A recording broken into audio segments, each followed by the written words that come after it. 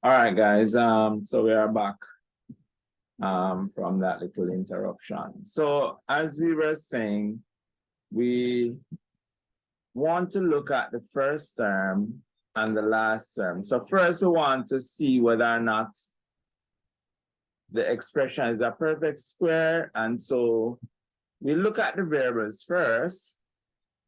So we look at the letters and see if they are squares, and yes, they are squares because they have the power 2 above them, so that make them square terms. And then now we want to look at the numbers in front of them to see if they can be written in a square form. And I think it was Miss Cavera that was saying, I'm not sure, that 9 can be written as what? 3 square? That was me, sir. Oh, Miss Scott. All right. So 9 can be written 3 as square. 3 square. And also we could write back the a square beside it. And then now we would have the middle term, which is 12ab. And then now we're looking at the last term now in the expression. 2 square, sir. We see that the 4 can be written as a square term as 2 square. And we see that the b would have already had a square on it. So we write back that. Now the other question though, now that we recognize the first term and last term as square term, because all of this 3a now can be written as just 3a. We can write this as 3a in brackets all squared. And then we write back the middle term, which is just 12ab.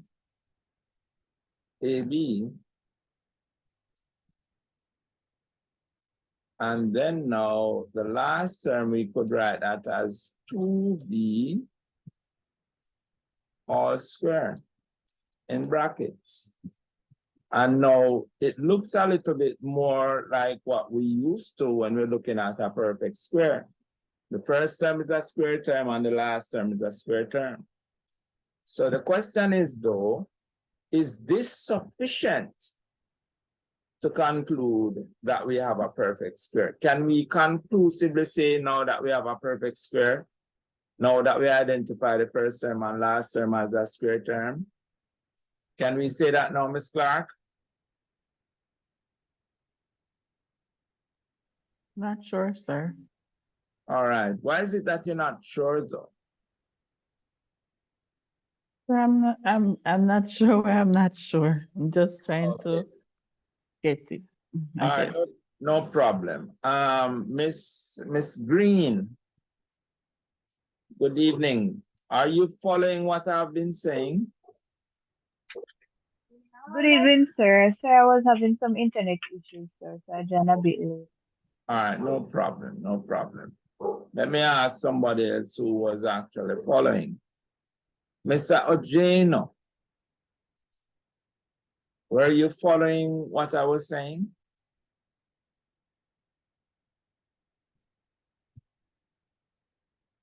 I'm not getting any response at all.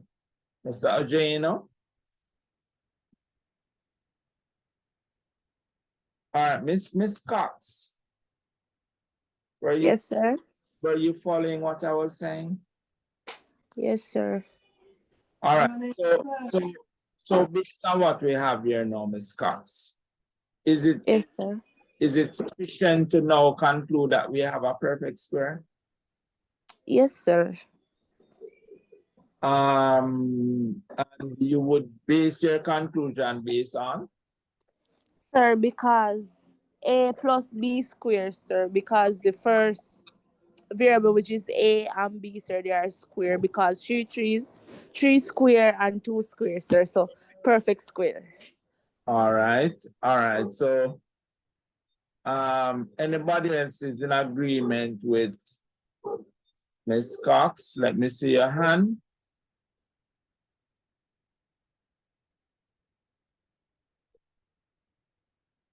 All right, Mr. Paisley. All right, so Mr. Paisley in agreement. I'm not seeing anybody else. All right, let me ask Ms. Waysome though. Ms. Waysome, are you in agreement with Ms. Cox? Sir, I'm not sure, to be honest. I don't remember. All right, so why is it that you're not sure though, Ms. Waysome? Sir, I know for a fact that the first term being squared and the last term being squared is a property of a perfect square. But as for the middle term, sir, I am not so sure if there is something distinctive with that term in relating to the whole expression. All right, good point. Now, remember what the previous general expression looked like when we expand them? Yes, sir. What you notice about the middle term? It was 2ab, which when you add the first term, the first base and the last base, it would give you Right, so the 2. middle term was 2ab. And that is also a feature of perfect square. So the middle term have to be 2 times the base of the first times the base of the last. So we cannot say for sure that we have a perfect square until we check the middle term to ensure that it obeys that principle.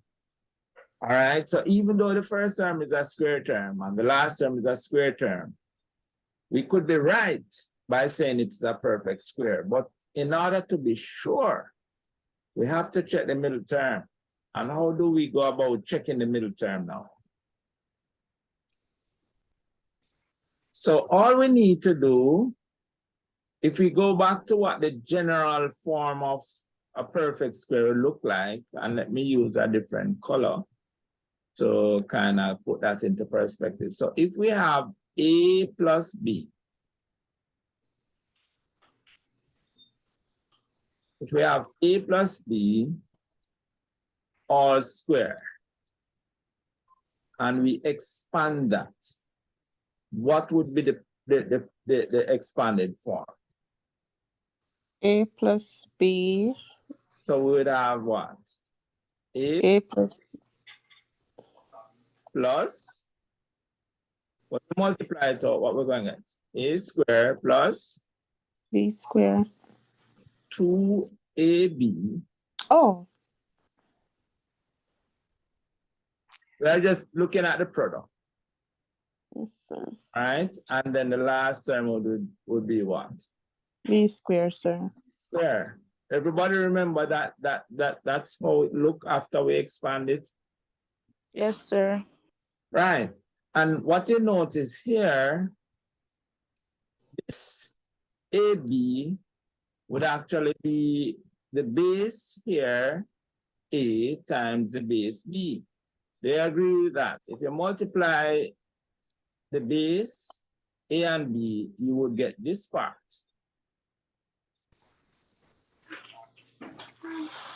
So now the question now is that, can we apply this now to the expression that we are now dealing with up here?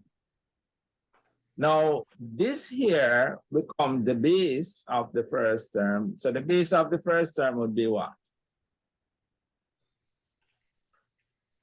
What would be the base of this first term here? Ms. Wayso? A, sir. Could you Or say? you need the coefficient as well, 3A?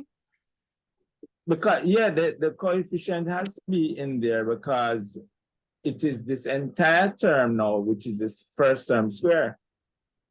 3A, sir. And likewise for the last term, it is the entire term within the bracket becomes the last term square. So when we really look at this first term, we're really talking about the 3A.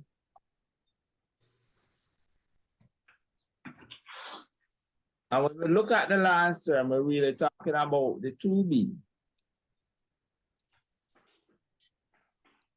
So these are the bases of the square terms. Now the question is, the middle term then would have to be from the general form 2 times the base of the first times the last. So all we need to do now is to multiply these two and then times it by 2 and see if we get the middle term. So we would have 2 times the base of the first, which is 3a,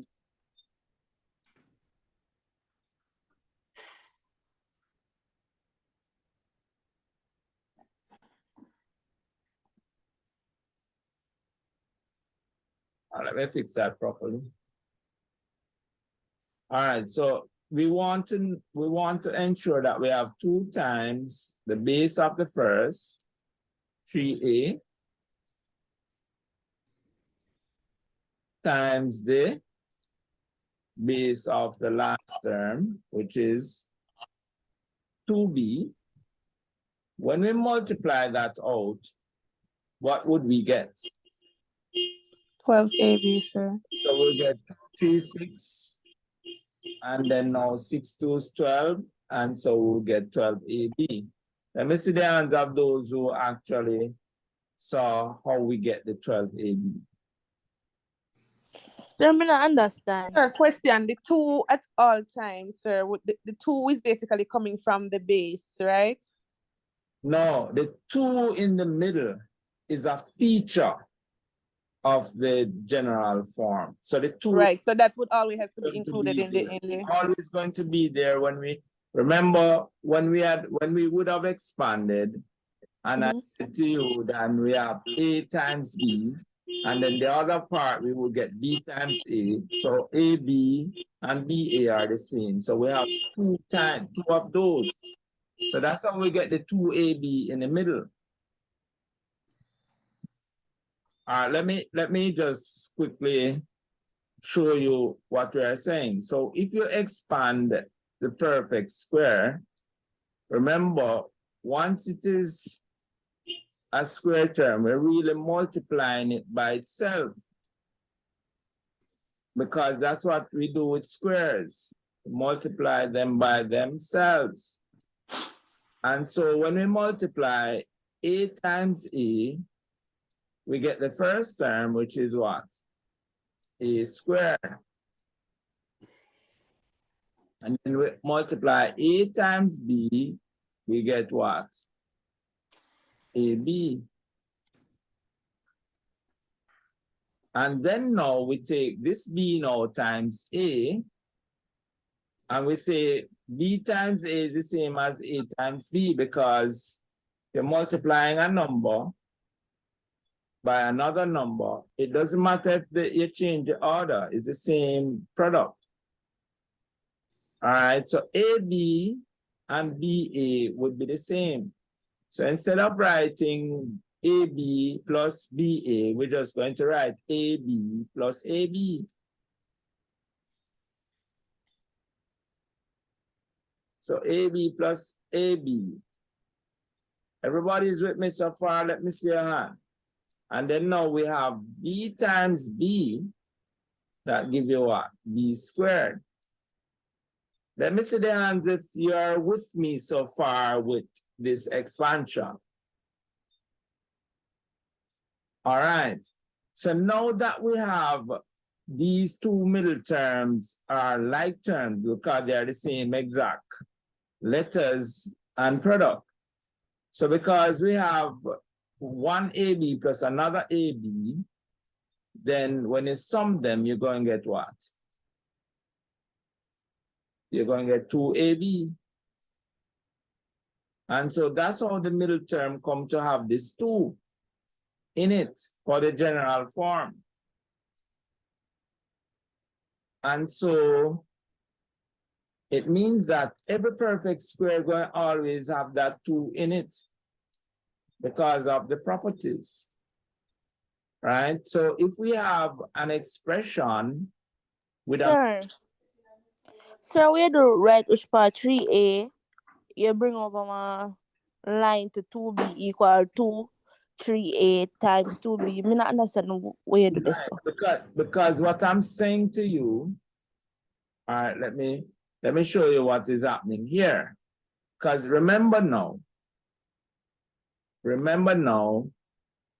if we are multiplying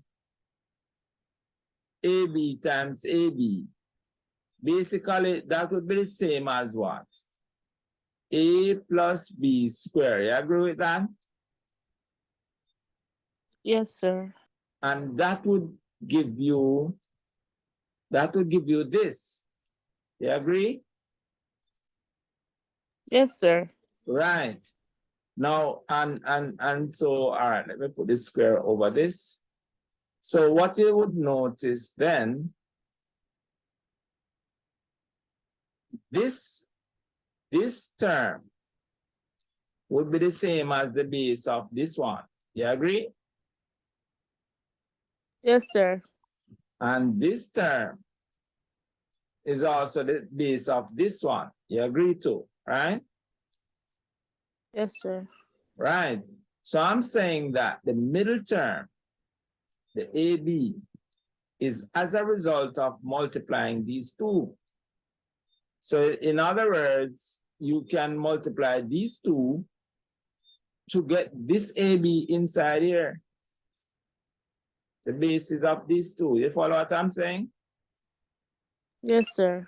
Right. So up here now, where we take out this as the base. So we say the base here is 3A. The base here is 2B. So we can get the AB, the middle term, by multiplying this base by this base. And if you look down here now, if we times it by the 2, we're going to get the middle term. So if we multiply this base by this base times the 2, we should get back the middle term, which is what? 12AB. So if we multiply 3A times 2B and then times it by 2, then that's how we get the 12AB. Yes, Miss Wesa? Sir, as the first example you showed to us, like you take it step by step, where would have basically, because we know that the two perfect square would have been 3A plus 2B all square. So sir, what if we decide to work it just like that, removing the bracket to put it in the expanded form? It wouldn't work like that, just the same? All right. Just remind me of what you're really asking now, because I was because sir, to me, that little part here where we would just imagine the two always being there, you know, for myself, I know I might forget this much. So I am saying, sir, with the whole, say for instance now, I bring these down to the 3A. Bring down these. Yes, which is the base. So you have, yes, sir. So 3A plus outside. Yes, and then sir, what I did was to go further to expand the bracket. So you know, we're gonna have 3A plus 2B times 3A plus 2B, and then I work it out from there in the expanded form. And then I would get back to what you're saying then, Miss Wilson, is that you would have brought down the square first, put them in brackets, put the square outside, then now you work back from this to see if you get the middle term. That's what you're saying. Yes, sir. Yes, sir. Right. It could work like that. You could have done it that way too. Right. Okay. But in a sense, you would have to indicate that having done that, you're actually to check the middle term. So in a sense, it would be kind of like you're kind of working back towards where you're coming. Yeah, where I'm coming from. Yes, sir. I get it. So it can send the wrong message, because it would have said to the person who is looking at it that you would have assumed that the square is perfect by bringing it down, because the factorization process is the last part that you want to do. You don't want to jump to the conclusion and factorize it, then go back and check it. You want to check it and then factorize it, because what you're doing, You're looking at it and giving reason why you now can factorize it that way, because you're saying to the person that, listen, the first term is a square term, the last term is a square term, and when we check the middle term, it reflects that we have 2 times the base of the first and times the base of the last, which confirms that we have a perfect square. So now that we confirm, then we can do it this way. That's what. Okay, sir. You get what I'm saying, Miss Wisa? Yes, sir. So it's just for me to always remember that the middle term Yes. would always have a 2, and then I would multiply the middle term with 2. Right. The 2 times the first coefficient times the last coefficient, and that should tell me if it is a perfect square based on if I get by the same as the middle term, sir. Exactly so. So that's where we're going with this, because what really happened is that when you get the expression, they're deliberately going to give you the expression, not in the form that you know as a general form, but in a form like this to throw you off. But in order to demonstrate to the examiner that you know that this is a perfect square, because you're matching it to the criteria of the perfect square and it fits all the criteria. So in other words, there are 3 things that you're really checking for first before you decide that it is a perfect square. So first you check if the first term is a square term, then you check if the last term is a square term. So once you have a number and it can be written in a square form, you go ahead, write it in the square form. Once a variable is square, you put it beside it and you write both of them in squares. And you do that the same thing for the last term. So that you would have checked those first 2 checkpoints. Now the last check, check the middle term now. And how you check the middle term, you simply just look at the base that you have for the first, look at the base that you have for the last, and say, all right, if I multiply these 2 together, and then multiply it by 2, would I get the middle term? That's what you're actually trying to do. So if I multiply the 3a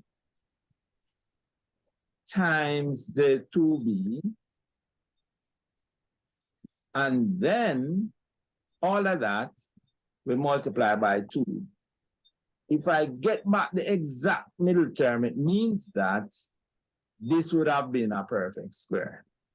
And so if we multiply this, we see that 3 to 6b, and 6b, we would have 6b times 6ab rather. So 3 to 6ab. And then now we times that by 2.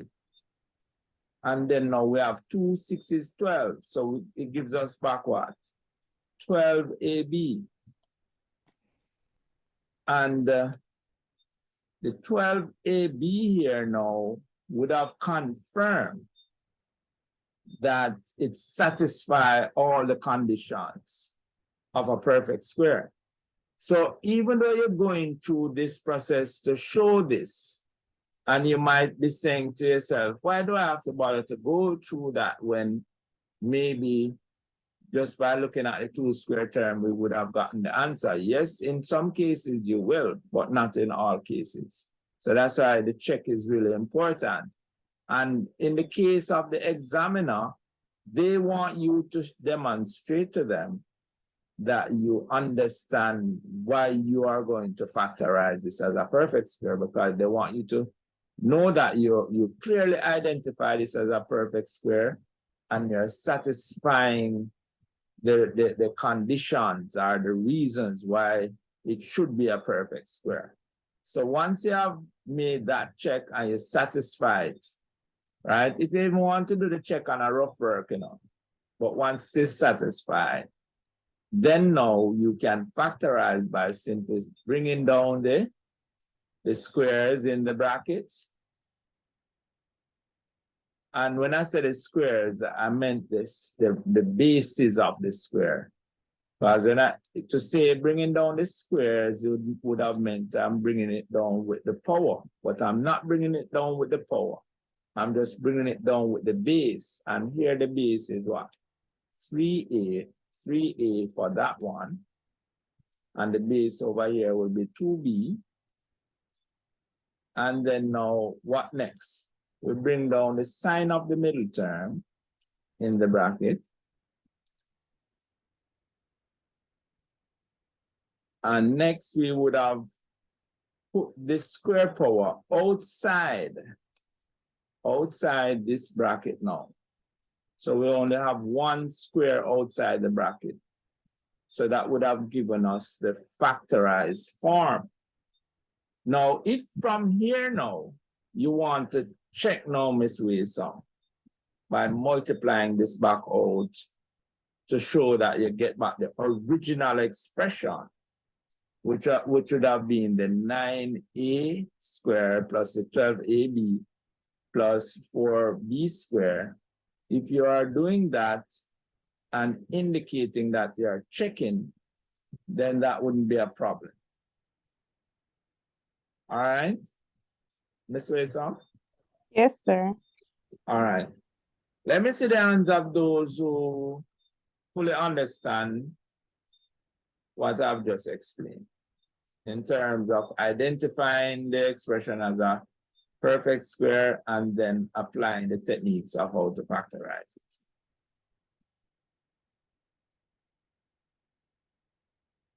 All right, who would let me see the hands of those who I would have lost along the way are those who kind of saw what I did, but it's a little shaky in their minds.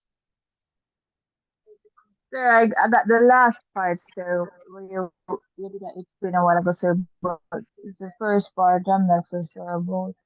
All right, so let me just walk you back from top just to reinforce the idea, and I'm going back to the original expressions.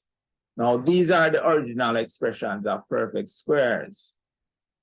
And after we multiply, because this here would be the same as multiplying this binomial by itself. And so by going through the process of multiplying out this, we get a squared. Then we multiply a times b. We would have gotten an ab here.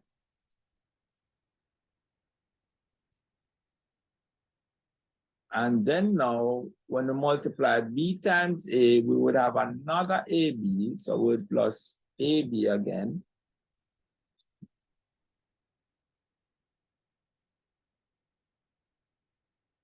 So we'd have ab plus another ab. And then now multiply the b times itself, and then we would have gotten the b squared. And when we add these two, we get the middle term, which is 2ab. Now, just by remembering this form and this form, you don't have to go through and doing the multiplication to see how you arrive at this. Just remember that every perfect square will have this general form. It's the product of it. The product of it will have a first term square. So once you look at this, you should see a first term square. You should see a last term square. So that's the first thing that you check. Is the first term a square term? Is the last term a square term? If you check that, and there are square terms or can be written as square terms, then you're good.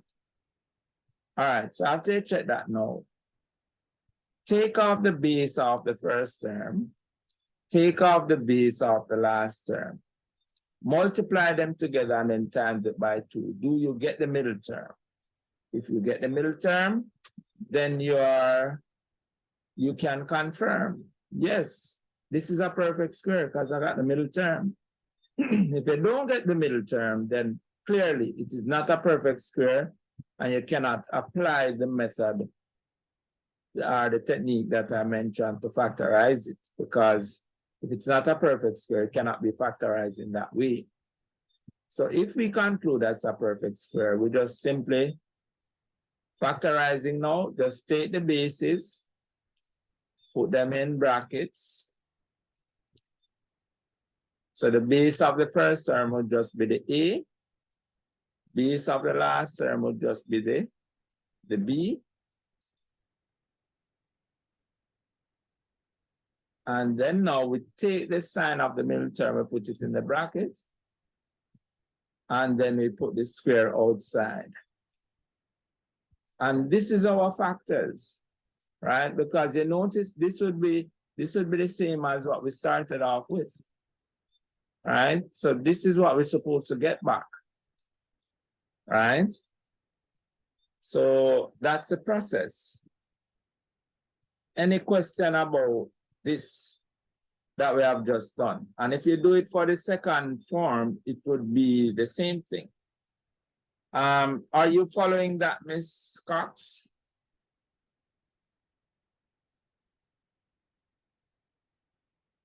Miss Cox? Miss Green? Are you seeing this so far? Sure. All right. Let me see the hands of those who understand so far what is happening here.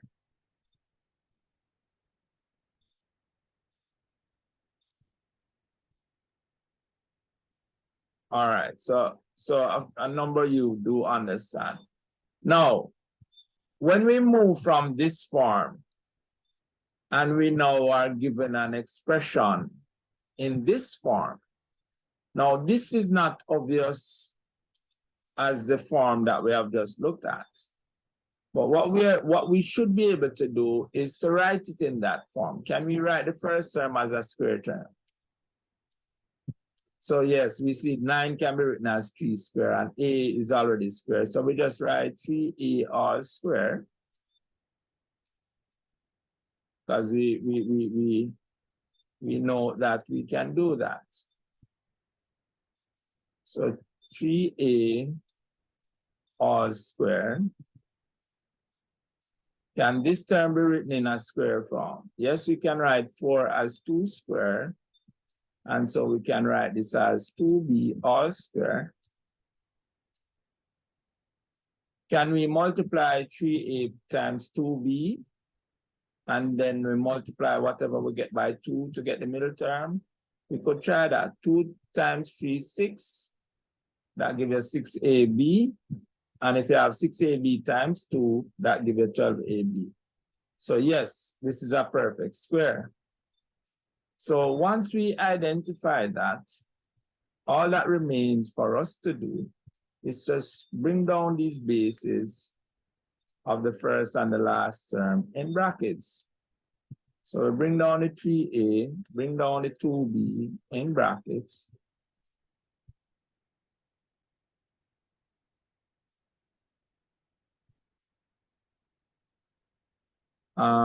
So we are just going to bring down these bases in the bracket, 3A. And we bring down the 2B. For some reason, I don't know. This thing always giving me so much problem. All right, so we have a 2B.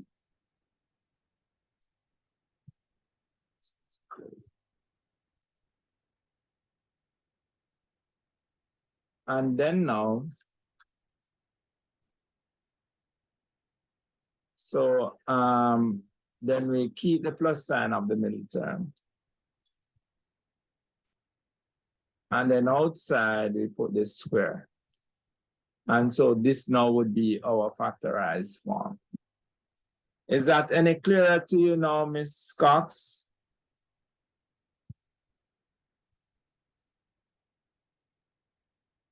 I'm not sure what is happening with Ms. Cox, but Ms. Cox, if you're there, can you respond? Because I would love to know that you're understanding.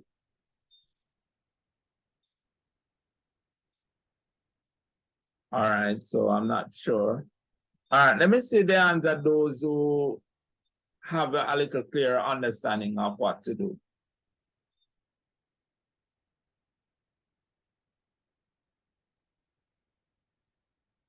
All right. All right, good so far. So it seems a little clearer for most, so let us move on. Not sure what to say for Miss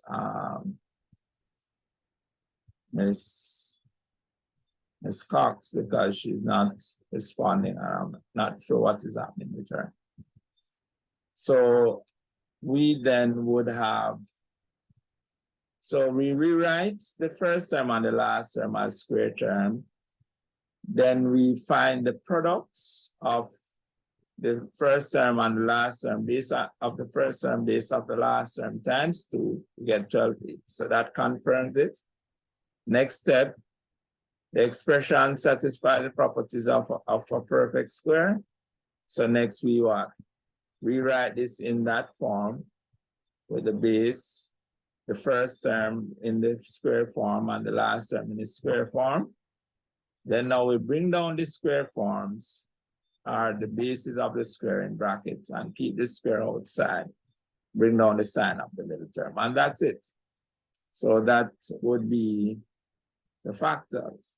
All right. So to check, we could easily expand it out back to get to see if we get what we started off with. All right.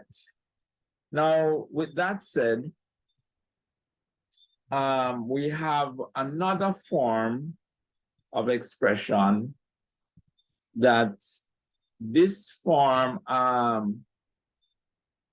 it can be a quadratic. It is a quadratic form, but when we expand this quadratic, we get what we refer to as a difference of 2 squares.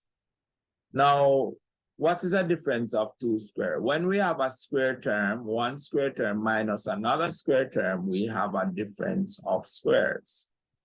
An example here would be a square minus b square. So we see that a is a square term minus another square term, which is b. So that's a difference of square. When we subtract one term from the next, that's a difference. And in this case, we're subtracting that one square term from another square term. So it's a difference of square.